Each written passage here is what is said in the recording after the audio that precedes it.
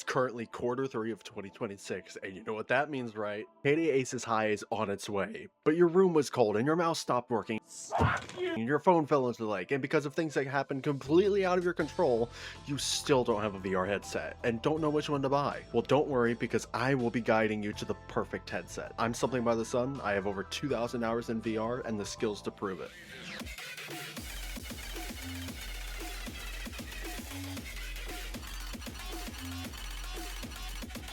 So now that you've seen my qualifications, let's pick the perfect headset.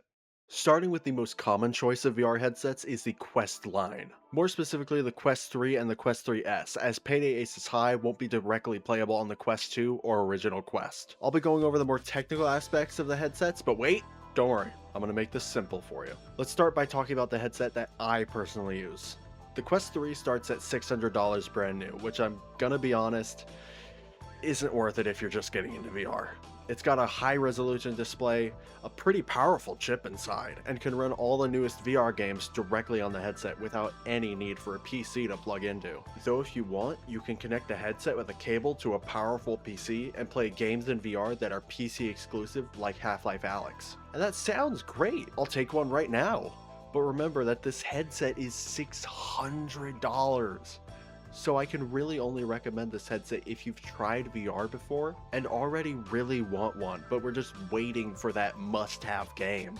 If that doesn't interest you, then it sounds like you would be interested in the Quest 3S starting at $350. The Quest 3S, despite being cheaper, still packs that Quest 3 punch in a cheaper package, because it has the same exact chip as the regular Quest 3 and has the same great game library. However, the Quest 3S has the same resolution as the older Quest 2, so if perfect clarity is a must for you, you might want to skip the Quest 3S and check out some of the headsets in the oddballs category, starting with the PlayStation VR 2 at $400. Believe it or not, the PlayStation VR 2 supports Steam VR with a PC, so no PlayStation 5 is required, which means that as long as you have a decent rig, you'll be ready to get heisting on Payday Aces High's launch day.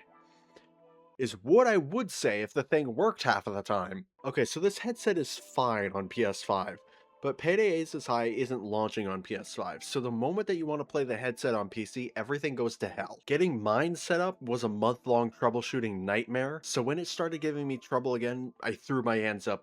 I'm not dealing with this. The PSVR 2 on PC is great if you can get it working fine, but if you aren't up for that or aren't tech savvy, do not buy it. For a way less frustrating experience, might I suggest a used Quest 2?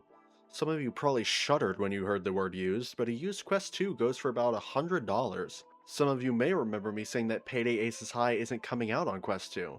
Some of you may also remember that I said Quest headsets have the ability to use a USB cable to play VR games from a powerful PC, meaning that as long as you already have a VR-ready PC, you'll be ready to heist day one through Steam VR. Don't forget that the Quest 2 is still a good all-around standalone headset, so you can take it to friends' houses or play some lighter VR games without a PC. Rift. Some of you still remember that name. Whether you remember the DK2 or the latest Rift they made, even though Lenovo actually made that one. The Rift headsets are some of the most iconic PC-only headsets in VR, but are they any good in 2026?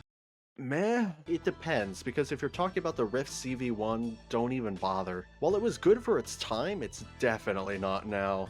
While the frame rate is decent, the resolution is so unbelievably garbage that you're gonna end up killing your teammates because you can't tell the difference between them and your enemies.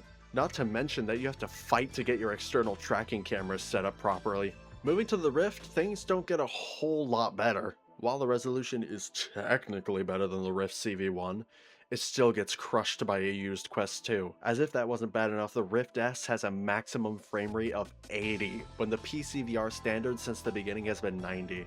If you really want one and can find one for no more than the price of a used Quest 2 in your area, then sure, go for it. But I would generally pick other headsets as they provide a better experience and give you more flexibility with how you use your headset.